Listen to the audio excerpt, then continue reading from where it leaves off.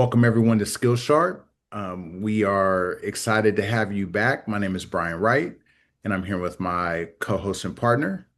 Hi, I'm Todd Nakasone. And today we have a special guest. This is a part of our game-changing conversation series. And so today we welcome Thomas Walker. So to give you some background on Thomas, Thomas is an accomplished media executive who leads a consumer insights and data strategy team for a large technology company. As a leader of multidisciplinary global teammates, Thomas leads with passion, intention, and purpose. So Thomas has joined Skillsharp to share how you can transform your life and career by building an unstoppable mindset. Welcome, Thomas. Thank you, Brian, and Todd as well. It's great to be here. Yeah, so I mean, the intro probably leaves out a few things, but I think you'll be able to fill in the blanks. But for us, we try to share with our audience not just insights and trends so they're more knowledgeable, so they can stay sharp on what's going on in the industry, but oftentimes we're trying to help them build personal tools that help them deal with things in a beneficial and positive way, but then also where there may be opportunities or challenges, they're more equipped to handle them and again pivot towards the goals and success that they have. If you don't mind, start with just telling us a little bit about yourself and some of the things that you've started to do as far as giving back to others and your community. Sure, thank you. I have been in the insight space for, I hate to say this, over 25 years now, having been fortunate to work around the world and across the country and really take an opportunity to learn about how the companies that I work for, the brands that I represent, can make the lives of the customers that we serve better by connecting them to our products and our services in ways that enrich their life and allow them to meet their needs. And I'm also married for almost 30 years. It'll be 30 years next year. And my wife and I have applied that same philosophy because we've learned so much around how to have healthy, productive relationships and have good communication and grow together, not apart over time.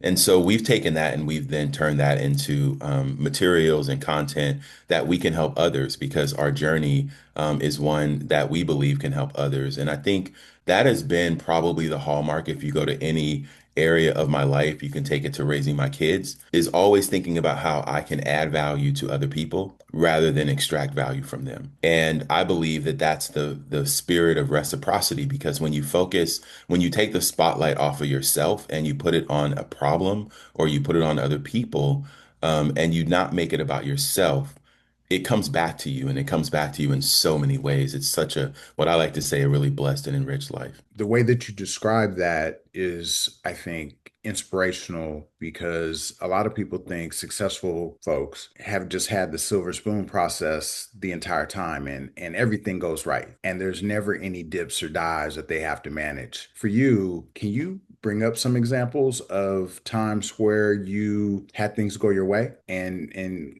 like whether you can explain it or not, you were in right position at the right time, and then also maybe an experience where you had the deck stacked against you and how your mindset had Yeah. developed Yeah. allowed you to get through that process. Yeah.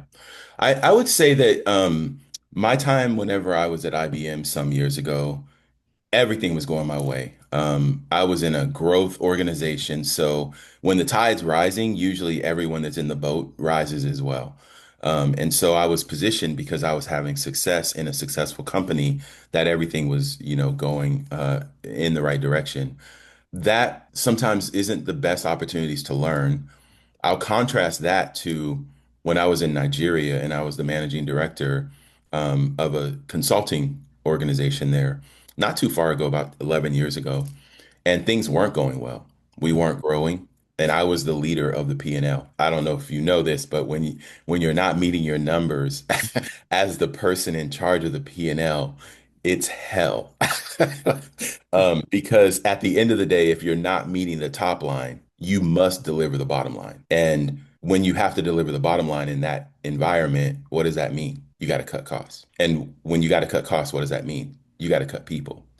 It really created a moment in my life where I started asking myself, am I good enough? Am I good? I started to have self-doubt and begin to question my own skills and capabilities because all that I had learned and accomplished to get me to that point was no longer working for me. And so it began to create this moment in time where I had to realize what got me there was not going to get me where I wanted to go. And so I had to begin to step back, adapt, look at my behaviors, look at my intention, and are the behaviors that I'm driving consistent and are they going to produce the outcomes that I'm trying to drive? So I had to go through that whole process, and I'd love to say there was a successful ending and I left that job driving double-digit growth, but the reality is I wasn't good at that job. And I left the job and realized that and said, there are aspects of this job that I like, but at the end of the day, I don't like P&L responsibility.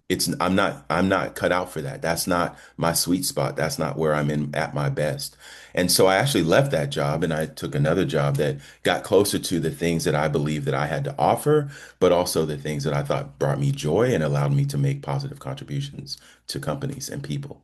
You had mentioned in our conversation, there are certain life changes that you make Yeah. help your career. It's not just only, hey, what do I have to do career-wise to correct that situation? Yeah. So what life decisions came into play that then helped you make that pivot more successfully? I think one of the life decisions that I had to make, really it was a choice in my mind that I am good enough and I'm not a failure. Even though in that circumstance I wasn't having success, that was the first, I think, the biggest recognition because I think most of the battles in our lives are in our mind, right? It's how we see things. It's what we choose to believe about ourselves and the world around us. So the decisions that I started to make to say, you know what, I am good enough. I'm just happen to be in an area where I'm not excelling. So let me find an area where I do excel. So I started reaching back out to my network and looking for opportunities that would get me back closer to the things that I thought, I was really good at. The other decision was to be honest with myself and also my manager at the time. And I went very confidently to my manager and I said, this is not the role for me. And, there was a lot of great conversation that came from that because it wasn't like you're fired. It was like, well, you bring good skills. Let's look and see if there are other roles in the organization that would be a better fit for your needs. So the decision to be honest, not only with myself, but with those around me, led to really good conversation because they could see it, I could see it. We just needed to open up the door to have that conversation. Yeah, that's a great conversation piece because I think one of the ways that success, like you said, you don't necessarily have to take stock of what's around you or your inner self as a leader, but it's when you face those challenges that's when you need to take stock of, or maybe your inventory, your skills, or maybe what's not working in your personal life. I think that's the one thing that starts the journey to be introspective and start to hone your career in a particular manner according to your personality. At what point did you have to take stock personally to realize that maybe that wasn't the right role for you? I think it was whenever the organization we were going through some massive restructures and the point was, I mean, honestly, my wife is my best friend, Todd.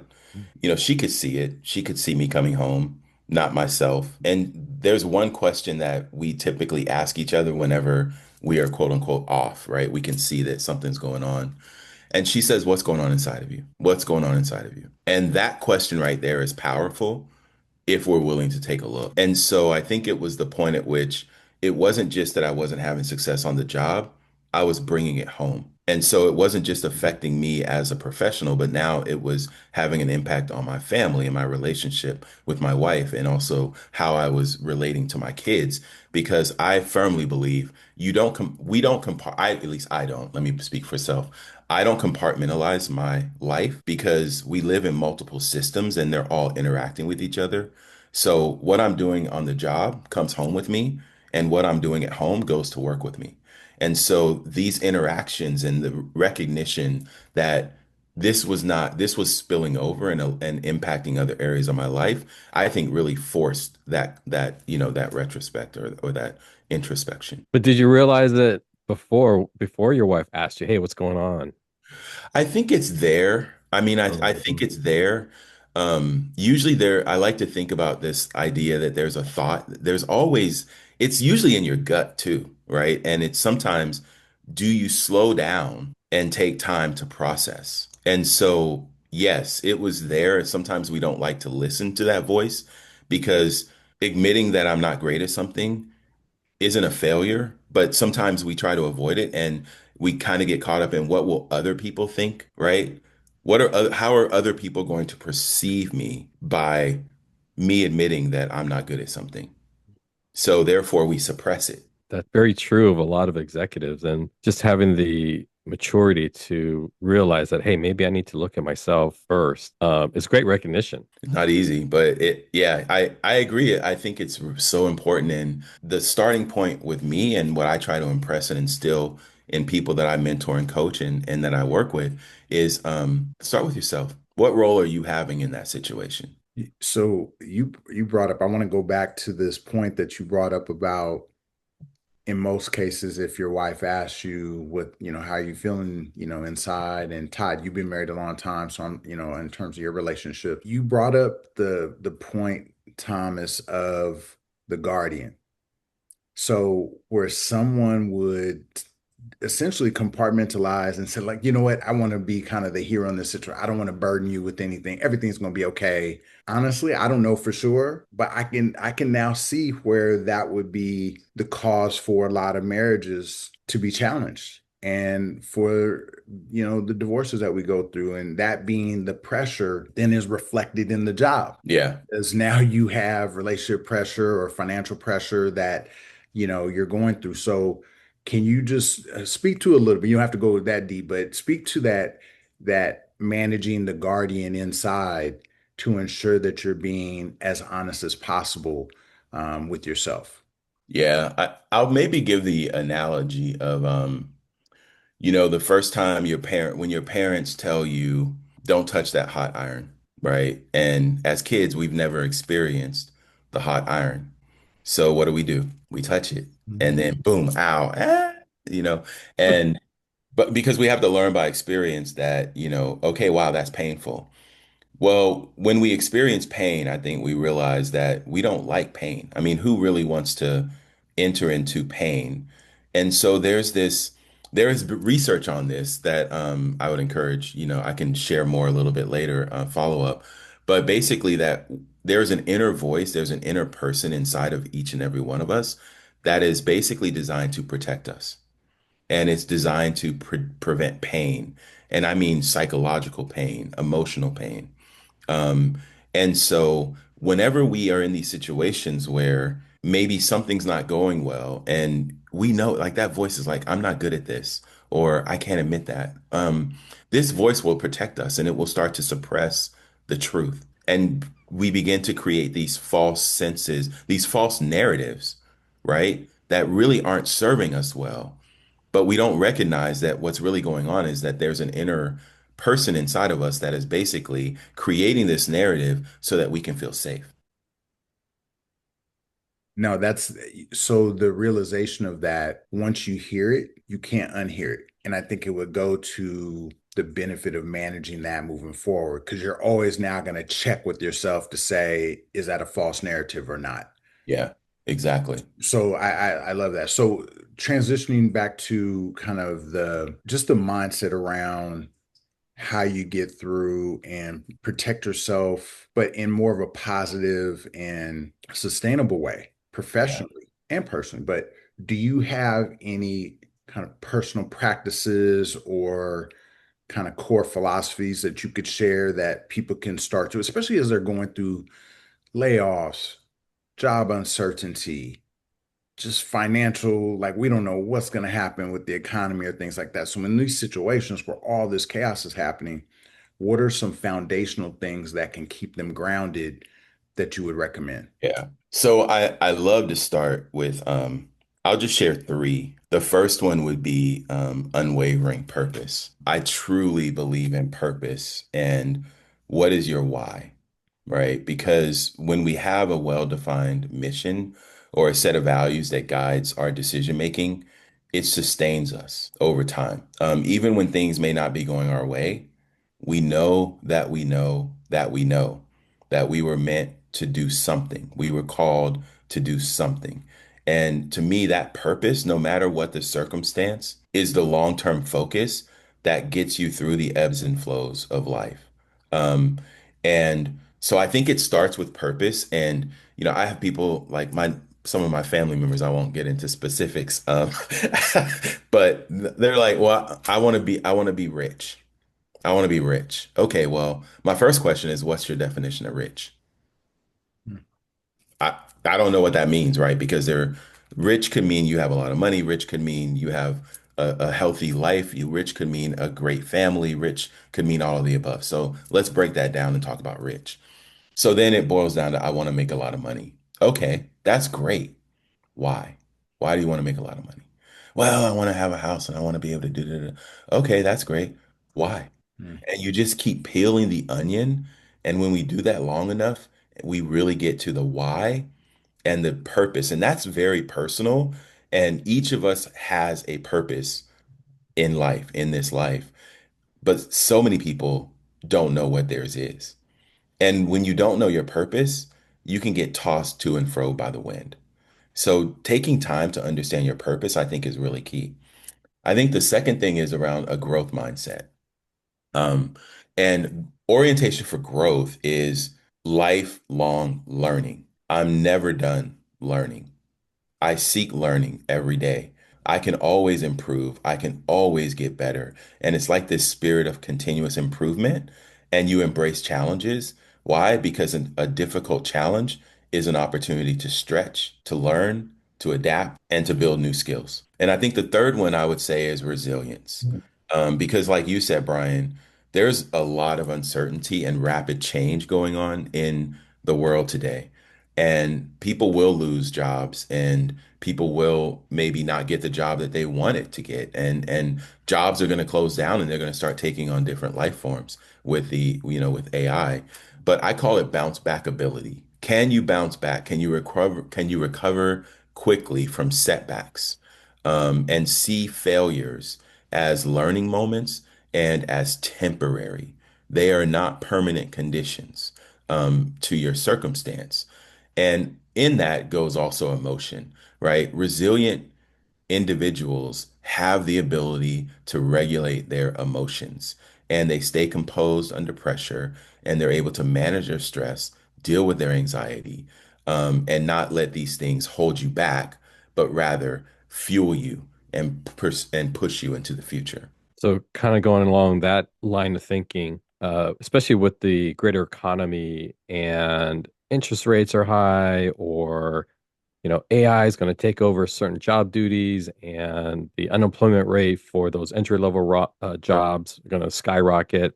How do you incorporate what's going on in the greater economy to say, hey, I might need to pivot. Let's say I'm a software engineer, and with AI, the way it's progressing, you may not need, specific programming skills, Yeah. but pivot towards maybe, understanding how to create AI agents for other companies, with your software engineering skills.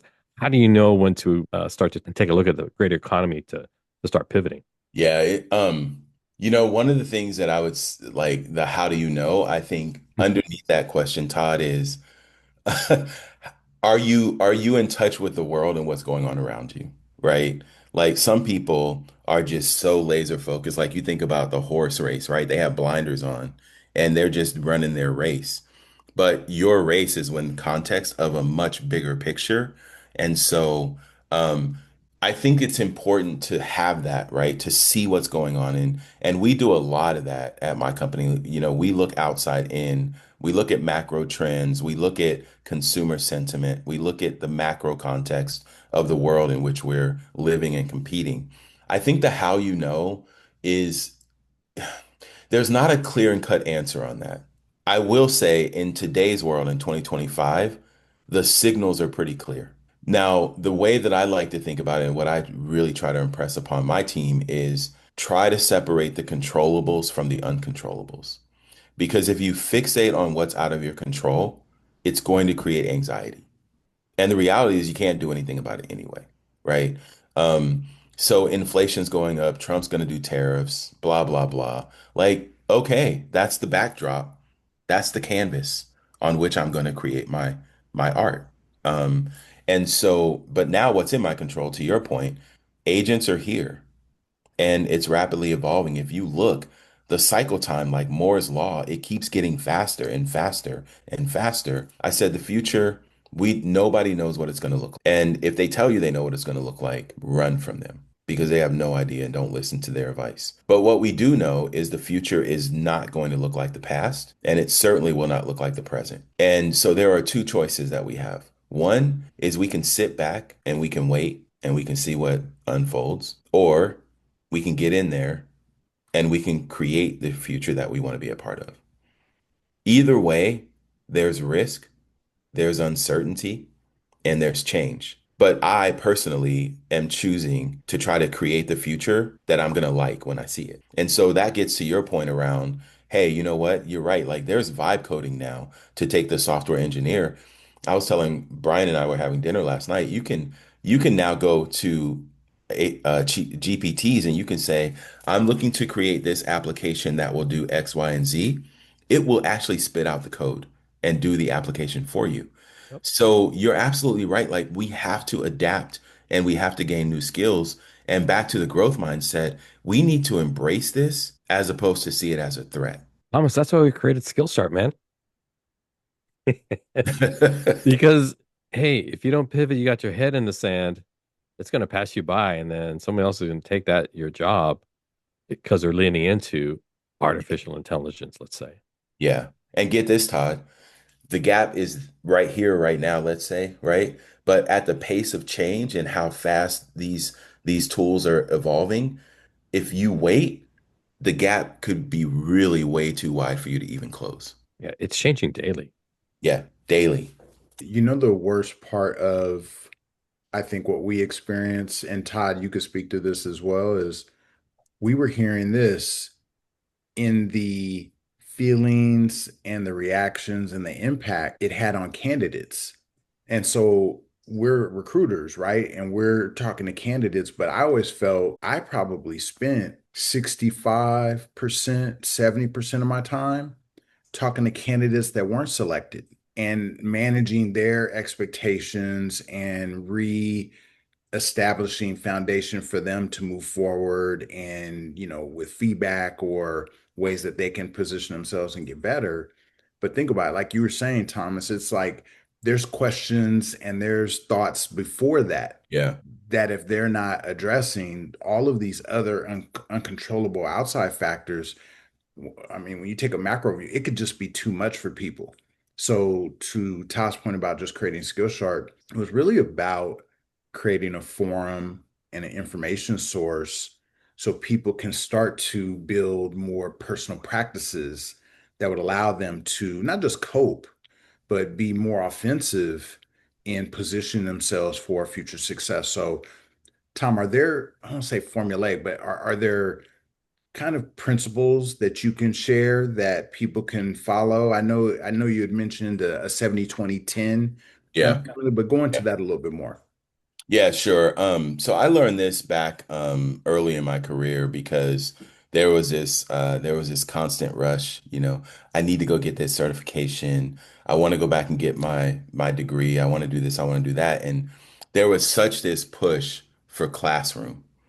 Like, literally like being taught textbook classroom stuff. And I get all these papers, and now I got A, B, C, D, E, F, E, F, G behind my last name, right? And so therefore I'm certified. Yeah, you're certified, but are you qualified?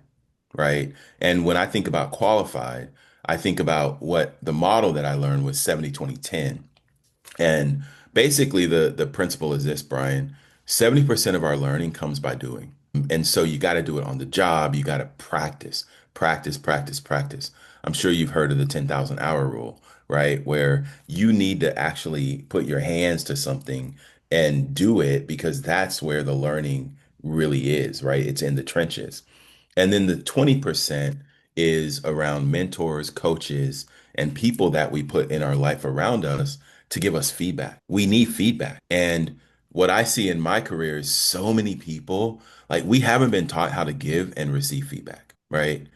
If you give somebody feedback, like I'm gonna come back to the 10, but like I gotta go off the rails a little bit on this one because it's such a good one, which is if you give someone feedback, hey, you know what, like I thought that presentation that you gave yesterday was really good, but let me share like a couple areas where I think you could improve, right? Like boom, boom, boom. And then the person proceeds like, oh yeah, well I did that because such and such in the meeting did that and boom, boom.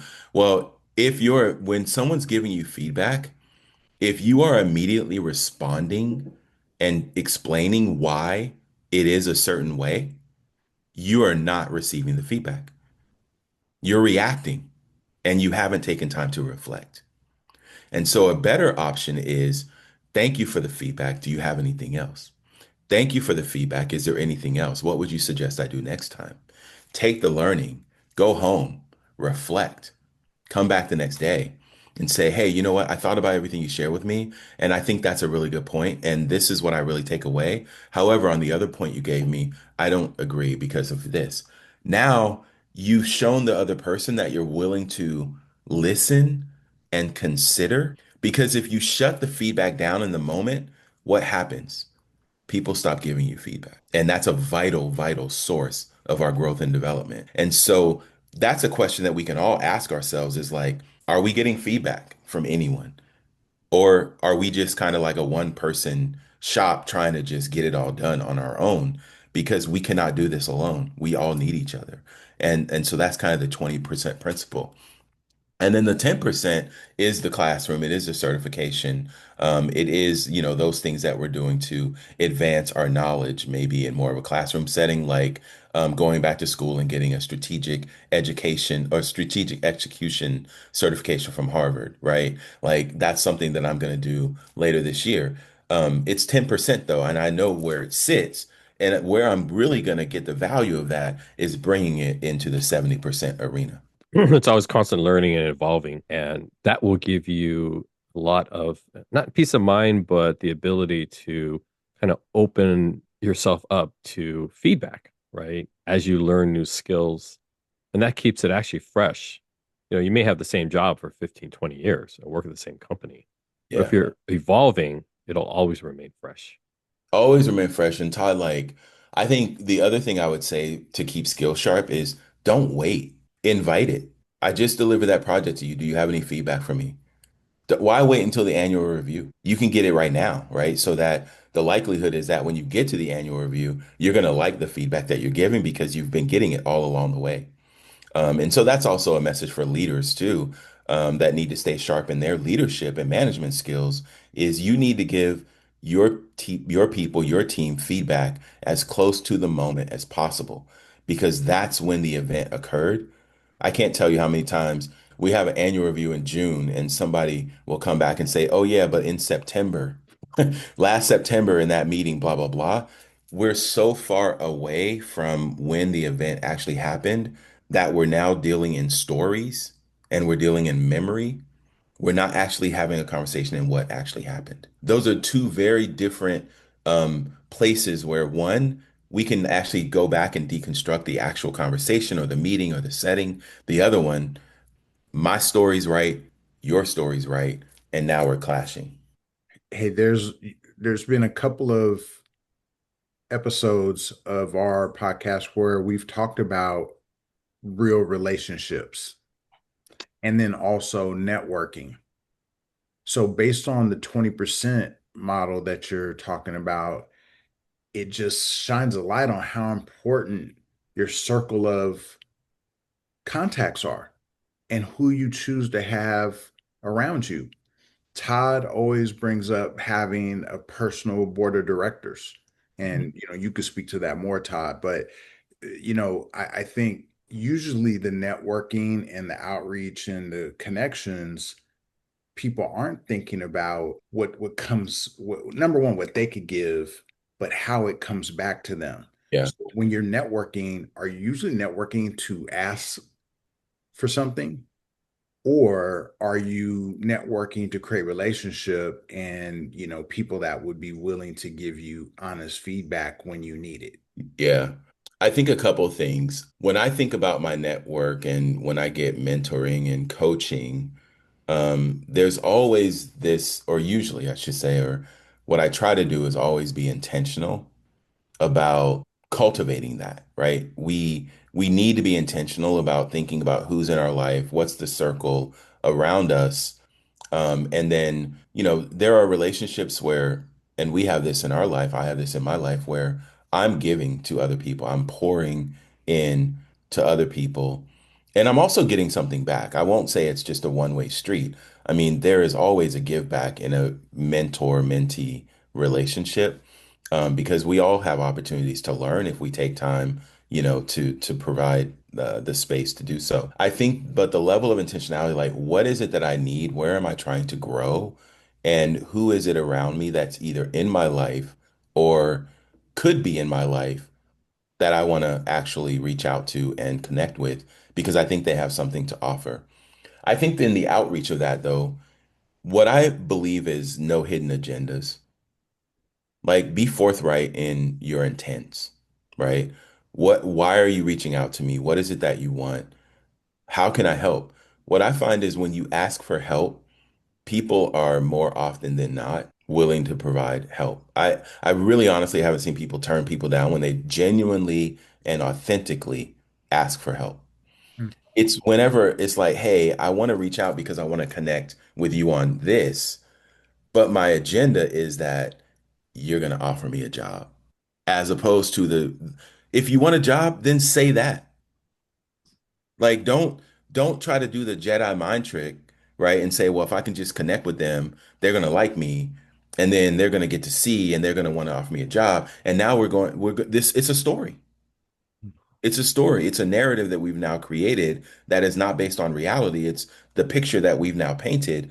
The problem is we painted a picture with somebody else in it, and they don't even know they're in the picture. Yeah, that's a good foray into the subject of when to ask for a job or when to ask for help. I've always said, like, networking, you're there to, I mean, like you said, there's something intentional about networking. It's always good to have it up front. But when you ask for a job, it feels like people kind of distance themselves from that. But when you ask for help, like you said, I think 9 times out of 10, when I ask for help, um, people are always there for me, Yeah. especially if they're in my circle of trust or my board of directors, what have you. And I think, when do you feel like you have to drop it on them that, hey, I'm looking for another role, I'm looking Yeah. for another job? Yeah, it's such a situational, you know what I mean? It's situation specific, Todd. So there's not a formula on that. I do think that, there's something about being forthright where I'm not asking for a job, but I am exploring opportunities. And I would love to pick your brain or, get your feedback on where I'm at today and what skills and things I might need to consider so that I can better position myself. And again, the intent has to be aligned with the words that come out of your mouth. But in that scenario, you have made it forthright that you're looking for a role and you want to move into some industry. I've had some of the best conversations when people reach out and say, I want to get into market research. Can you help me think about what experiences do I need to gain? How might I think about getting there? And that is their agenda. They're not like, okay, but I'm hoping that by the end of this conversation, you're going to be the one to offer me a job. Usually through those things, and I've stayed in touch with some of those folks, and actually I've hired some, over the course of my career, but it's not where we started. And so I think also like stay in touch. Don't treat it as a one-time event. If somebody pours into you and says, hey, maybe do A, B, and C, if you did A and you did B, close the loop. Hey, you know what? I took your advice and I did that, and here's how it's working out for me. That is such a good and like a perf when people pour into people, you know what we want to know? Is it helping you? Is it helping you? Did it make a difference? Did you do it? Right? And so when we close that loop, we actually let somebody know that we're willing to take action. We're willing to learn. We're willing to try new things. And that's what leaders are looking for. So you actually set yourself up, and sometimes you don't have to do it overtly, but it happens because of the way you go about nurturing the relationship over time. Yeah, so I always say, like, when you're networking, ask your network, what are my blind spots if I'm getting into market research or whatever that might be? And that'll allow you to work on those particular skills, whether they're hard skills or networking skills. But that conversation will lead to another conversation on down, and your Yeah. network is going to start to Yeah. expand. Mhm. Yeah. Yeah. I gotta hit on that because I think this is a really good principle that I apply with my kids, with my coworkers, et cetera, is I always come down to wants, right? What is it that you want? And somebody can say, well, I want to be CEO of a tech startup. Okay, that's great. I love it. We've diagnosed the whys and it's the true intent of what you want to do. All right, well, what's your next best action to move you closer to that aspiration? Well, I need to, I need to get my master's. Let's just say if that's the case, I need to get into a startup and start low. Okay, that's great. So you got to get a job, okay, in a tech startup so you can get the experience. All right. Well, so what do you need to do next? Well, I need to apply. I need to apply to about 5 startups so maybe, I can get one. And then you say, okay, so are you going to do that? Well, yeah, and you reach out and 2 months later and they say, well, yeah, I still got to do that. I haven't done it yet. In my mind, you're not committed. If you don't follow through on the actions that are required to produce the wants and the outcomes that you want in your life, you're not committed to that outcome. So go back and reassess, what is it that you really want? And then what is it that you really want that you are really committed to taking the actions required to get them? If you're not willing to take the action, I question the want. That's why us as recruiters, Brian, we're always doing those interviews and making suggestions. I'll even go as far as making suggestions on people's resume. And if they don't want to do it, or I get pushback, I'm thinking, hey, I'm trying to get you an interview with the hiring manager, with the SVP. Why wouldn't you Ah, want to listen to my advice, dude? You're so right. Oh Someone my sent me their God. resume one time and they said, I want to get a job. And I said, well, what kind of help are you looking for? Like, I would love to help you, but I got to give you feedback on your resume because it's not going to get you the job. And they get offended. That's not the help that I wanted. See, when we approach people and we have in our mind the help that we want to receive, sometimes the help that we need isn't what we thought we needed. And so, are you open to your point, Todd, on receiving the feedback that someone's giving rather than your picture of what you thought it would look like when you reached out? Yeah, that's a good point. Maybe I need to start sharing, hey, are you open to feedback about your resume to help you up land an front. interview? Maybe I need to do that. Thank you. I'm going to write that one down. Yeah. Okay. So my 5 Ps.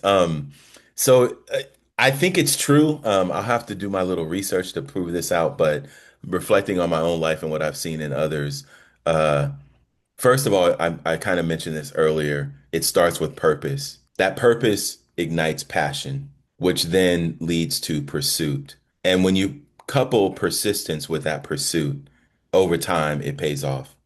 So purpose, passion, pursuit, followed by persistence, eventually does pay off. The thing that you mentioned, and subtly, I think it's something that I haven't heard it explained this way, but it's critical to being able to put all of these different anecdotes and recommendations into action.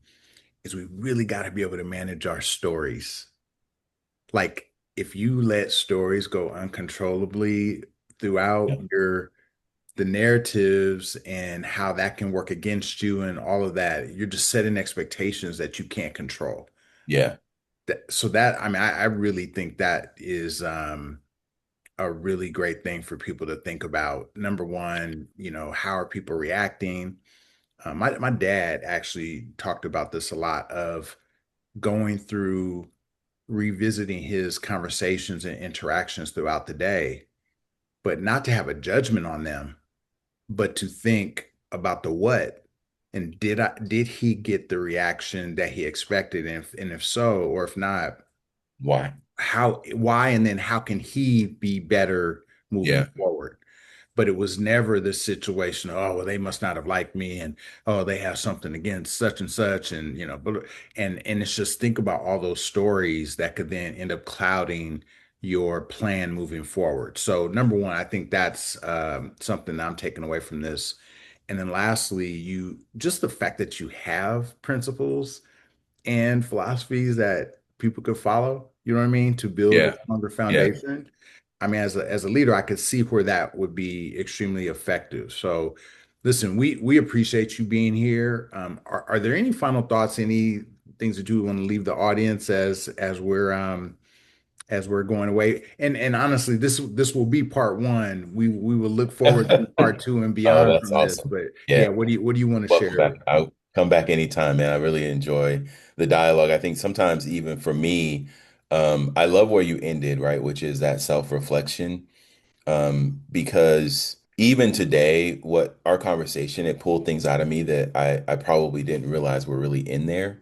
That you kind of go on about your life and your day to day, and maybe you don't realize the things that you're learning, but also the things that you have opportunities to improve, and also impart in others. And so I love this, and I love what you all are doing at SkillSharp, to stay sharp, because it at the end of the day, I do believe, we are on a learning journey, and it is about the individual. It is about self accountability, and I like to say we got to be honest with ourselves. That's where it starts. But then also it leads into, I don't believe we're meant to do this life alone. And so therefore it's also how we do that with others and do life with others. And so I love that the impartations that you're making, in your audience, to hopefully challenge them, encourage them, motivate, but also give them practical skills that they can implement, right? It's all about concepts into action, right? Like, I the talks about, like, oh, all these great things that are up in the sky, but I don't know what to do with it. What you're doing on this podcast is you're giving things that they can do right now. And that's really valuable. And I just thank you for what you're doing, to do that. Thank you, man. Appreciate you. So, Tom, I know you have some different platforms where you Yep. are sharing information to help others. Share with how people can follow you. Sure. So my wife and I mentioned almost 30 years, it'll be 30 years next year. The website is trishaandthomas.com. Pretty easy. We have a podcast. We also, are certified communication coaches, and we've been pouring into marriages, over the last 15 years, of our marriage, because the first 7 years of our marriage was not good. It was rocky. And we didn't know, like, any day it could go good, it could go bad. But at some point, we made investments in our marriage, and we got a breakthrough, by way of how important healthy communication is. And once we were able to cross that chasm, our marriages continued to get better and better and better. And so our aspiration is to give back and sow into other marriages so that they can be, hopefully, enjoy the same success. So we've got a lot of material out there. If you go to trishaandthomas.com, it'll be your portal into everything that we offer, both, on our website as well as in social channels. But if you're married, if you're thinking about getting married, or if you're single and you are preparing yourself and you want to be married, no matter what segment you're in, we believe that these tools and resources can be great foundations for a healthy, and vibrant life together. Fantastic. Well, listen again. Thank you so much for being here and spending time and sharing your wisdom and insights. My pleasure. Thanks again for having me, Todd. Really It was enjoyed it, man. awesome. Yeah, really enjoyed meeting you, and let me know when you want me back, man. I'll be back, and we'll have to get you all over to our podcast as well. Thanks everybody for tuning in. Please remember to like, subscribe, and hit the notification button. And always remember to stay sharp.